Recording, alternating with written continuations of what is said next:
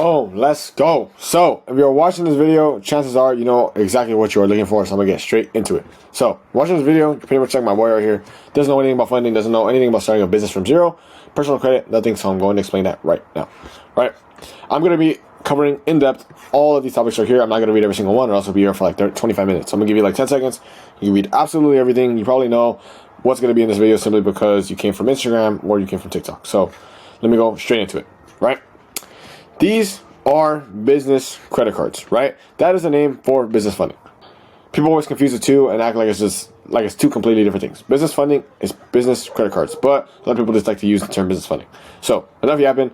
The reason why there's 0% interest is because these cards have introductory periods to incentivize people to get into them, right? People are hella scared of interest, especially right now in this current economy. The interest rates are insane. So, the reason why they have 0% interest is because they want to get people in the door, right? After the 12 to 18 months, then they can get people with interest. That's the goal of the banks. That's why there's American Express and I put Chase. These are two really good cards that I have, and I have both of them. This is how I use business funding. So this is the way that business funding can be used. This was me working in my family restaurant probably 10 hours a day, every other day while I was in college, right?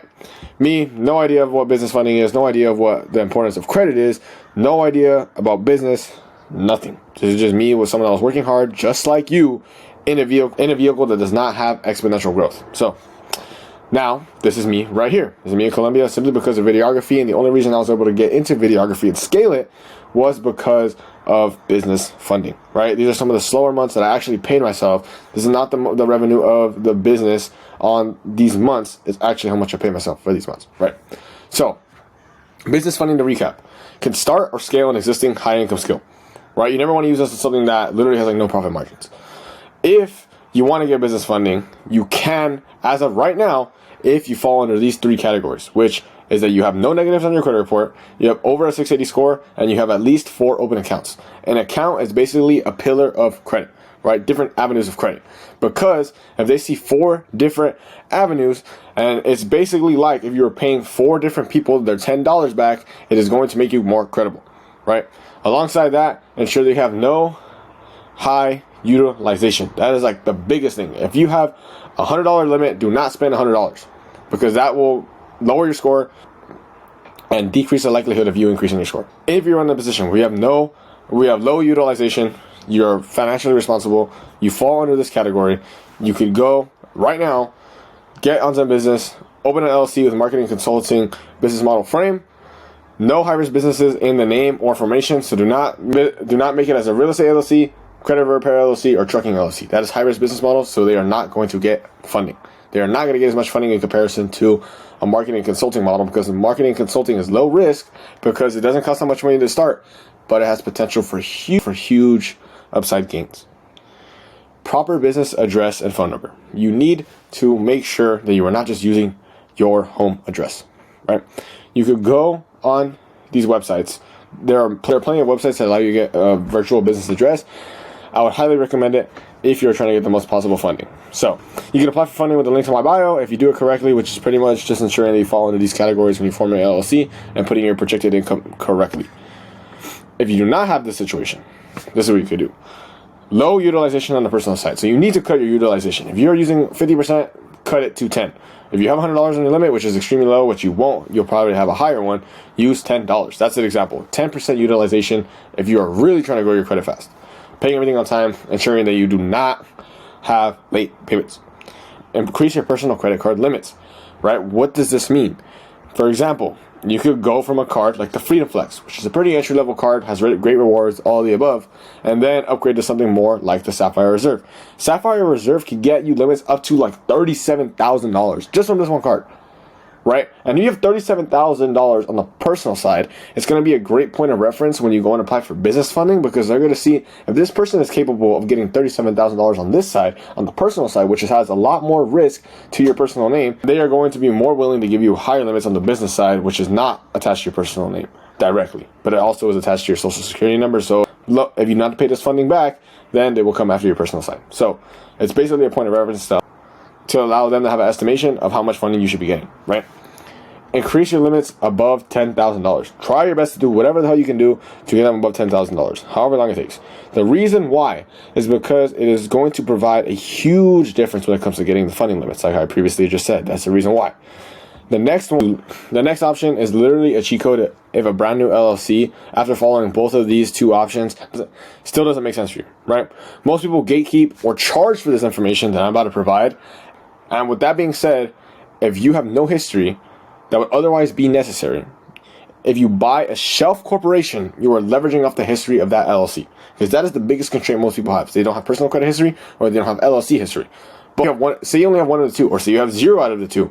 Getting a shelf corporation will put you in a position so you at least have one of the 2, right? Will increase your likelihood of getting more money from the banks. But you need to be careful, like very careful when you are applying for these things, simply because there are a lot of scammers that sell LLCs with existing debt. Because as soon as you buy that LLC, you are now liable for the debt that it had before you bought it, which is a bunch of BS. But that's just how the world works, and that's something you can't change. You just have to adapt with it. So there's websites like WyomingCompany.com that allow you to buy a shelf corporation. Just to recap, personal credit. What is the importance of personal credit when getting funded, right?